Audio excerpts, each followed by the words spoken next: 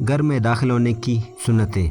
امام نووی کا کہنا ہے گھر میں داخل ہوتے وقت بسم اللہ کا پڑھنا، اللہ کا ذکر کرنا اور گھر والوں کو سلام کہنا سنت ہے۔ نمبر 1، گھر میں داخل ہوتے وقت اللہ کا ذکر کرنا۔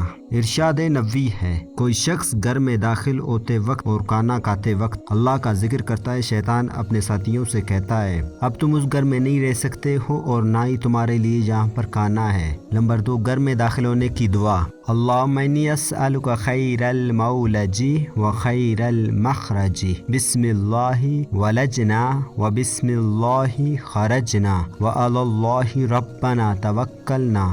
اے اللہ، میں آپ سے گھر کے اندر اور گھر سے باہر خیر کا سوال کرتا ہوں۔ اللہ کے نام کے ساتھ ہم داخل ہوئے اور اللہ کے نام کے ساتھ ہم نکلے اور اللہ اپنے رب پر ہم نے توکل کیا۔ تو یہ دعا پڑھ کر گویا کہ مسلمان گھر میں داخل ہوتے ہوئے اور اس سے نکلتے ہوئے ہمیشہ اللہ پر توکل کا اظہار کرتا ہے اور ہر دم اس سے اپنا تعلق مضبوط بناتا ہے۔ نمبر 3، مسواک کرنا۔